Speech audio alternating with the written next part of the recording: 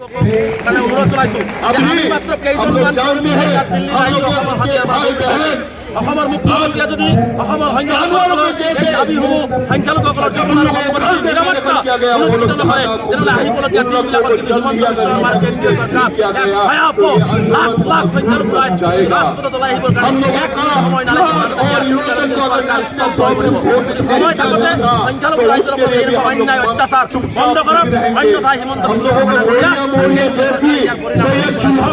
আমি ৰাষ্ট্ৰপতি মহোদয়ক আহ্বান জনাম অসমৰ সংখ্যালঘুসকলৰ জীৱন আৰু সম্পত্তিৰ নিৰাপত্তা বিচাৰি আমি ভয়ত আতংকিত হৈছোঁ। আজি মনজিং সিঙৰ নামত সংখ্যালঘুসকলক যধে মধে হত্যা কৰা হৈছে, তাৰ কোনো ব্যৱস্থা নাই।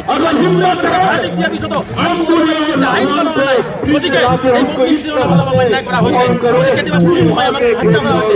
এইবোৰ বন্ধ কৰিবৰ কাৰণে ৰাষ্ট্ৰপতি মহোদয়ৰ প্ৰত্যক্ষ হস্তক্ষেপ বিচাৰিছোঁ। যদি আমি জীৱন আৰু সম্পত্তিৰ নিৰাপত্তা বিচাৰি নাপাওঁ, আমাৰ সংবিধানে দিয়া অধিকাৰ আৰু জীৱন আৰু সম্পত্তিৰ নিৰাপত্তা বিচাৰি ৰাজপথত ওলাই আহিলে কোনো অপ্ৰীতিকৰ পৰিস্থিতিৰ সৃষ্টি হ'লে চৰকাৰ জগৰীয়া হ'ব।